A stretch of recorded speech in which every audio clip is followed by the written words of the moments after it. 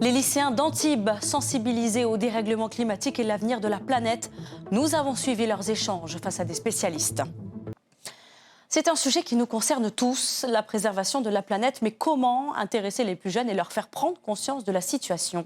À Antibes, dans les Alpes-Maritimes, des spécialistes viennent à la rencontre de lycéens pour répondre à toutes leurs questions. Karel Perrier et Pierre-Antoine Augier ont suivi les échanges. Dans ce lycée, c'est le débat de la semaine.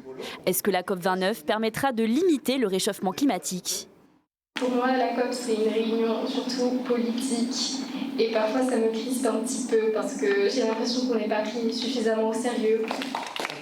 Une réponse que partage un grand nombre de ces élèves de seconde, première et terminale. Un peu plus tard, lorsqu'on leur demande d'écrire ce qu'ils attendent de la COP29 en moins de 10 secondes. Allez, je compte. 1, 2.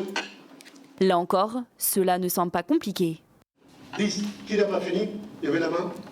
Une conférence tournée vers l'environnement, leur permettant aussi d'éveiller leur conscience écologique. Qu'est-ce que vous faites, vous, dans ces lycées, par exemple, pour sauver l'océan?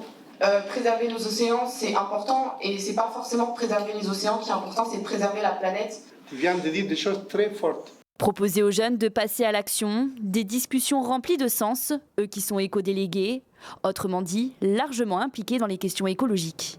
On n'entend pas parler pour les jeunes. Enfin, moi, j'en ai entendu parler il y a 2 ans ou concrètement cette année avec ma prof d'SVT qui est vraiment engagée dans ces sujets-là.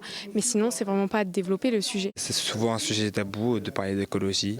On nous prend souvent pour des gens bizarres ou particuliers, alors que c'est un sujet actuel. Ce qui est bien avec cette réunion, c'est qu'on peut découvrir. Et il y a je suis sûre qu'il y a plein d'élèves qui sont venus, d'éco-délégués qui sont venus et qui ont appris des choses, qui ont découvert des choses. Pour animer le débat, le directeur de l'association L'air et moi était présent.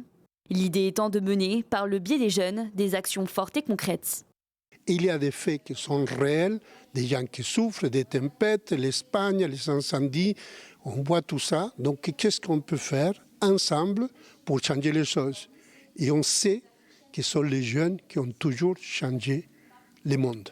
En cadeau, le directeur leur a laissé ce capteur d'intérieur mesurant le taux de dioxyde de carbone qu'ils respirent.